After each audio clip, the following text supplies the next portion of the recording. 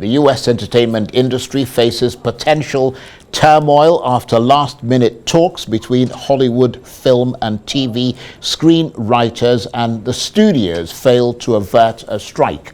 A walkout will begin from midnight tonight. The Writers Guild lobbied for more money for members who say they're doing more for less and fear they could be replaced by artificial intelligence. The studios say they offered generous terms. Many actors say they're backing the strike. There is no strike. I support my writers, but we have a lot of staff and crew that will be affected by this, but they got to get a fair deal. So, I'll do whatever I can to support them, and hopefully there is no strike and they can figure out a deal. I hope not either, man. Yeah, I need my writers. I need them real bad. You need your writers. You need to laugh. Yeah, I got no show without my writers. Well, for more on this, let's bring in our Rise correspondent, Judita DaSilva from London. Good to see you, Judita. So Hollywood screenwriters go on strike. How much has that shaken the foundations of television and film?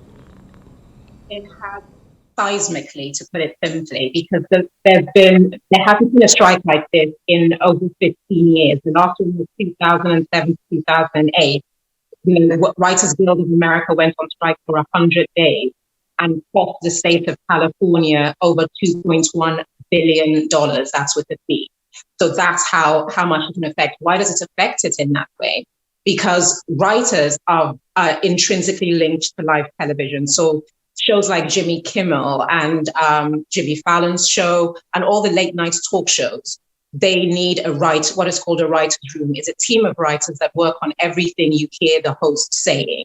And they're constantly there and working live. When things aren't working, they're there to actually make amends. If you think to shows like Friends, that's the same kind of thing, that what you ended up in an episode was worked on constantly by an army of writers. So all those live shows will shut down immediately because without the writers there is no show. But also in the run-up to the autumn season, when new seasons of pre-recorded like TV series that would come out, those might be delayed because the writing time for those shows is May and June. So this not being able to come to an agreement definitely has affected them. And post-COVID, you can't afford for Hollywood to make another loss on this scale because some studios may not recover. So, what are the screenwriters proposing and what have they been offered? Because I'm wondering why it has got to this point. So the key sticking points are studios like Netflix and Disney that have streaming services. The writers have been very badly affected by the rise in streaming because what streaming has slowly chipped away at is live television, which was the stronghold of a lot of the money they earned. So the less of them is needed for a shorter period of time.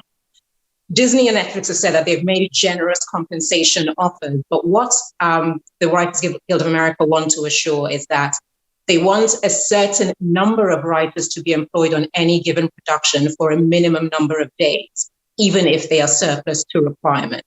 They also want guarantees that studios will not get in artificial intelligence to generate new scripts based on previous work done by those writers. And if writers are hired, they're not just hired to tweak scripts that have been generated by AI. And so you can see where the studios are saying that, why must I be strong-armed into spending money I don't need to, when on the back of COVID, we have had to make costs to mitigate the disaster that was the entertainment industry hemorrhaging money. But on the other side, a lot of the actors and TV hosts support the writers because it's a talented person, it's a craft worker, a skilled worker who wants to earn an honest wage. They want to be adequately compensated for the talents that they donate to creating all the entertainment that we enjoy. So, how quickly might we see the effects of the strike?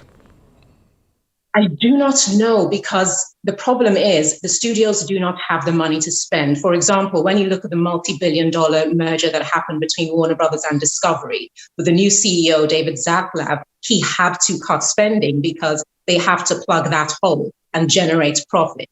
So you cannot ask studios for what they do not have. They are perceived to have coffers that are filled to the brim. They do not. So at the same time, while you see the merit of a worker wanting to be paid adequately and guaranteed work. If it is not required, a business needs to survive. So I do not know how they're going to work this out. And I do think we're probably going to see another lengthy negotiation period, but it will get to a point where whoever breaks first, I think it probably will be the writers. They'd have to meet somewhere in the middle. Okay, Judita, thank you very much indeed. Judita DaSilva is a RISE correspondent, and she was talking to me there from London.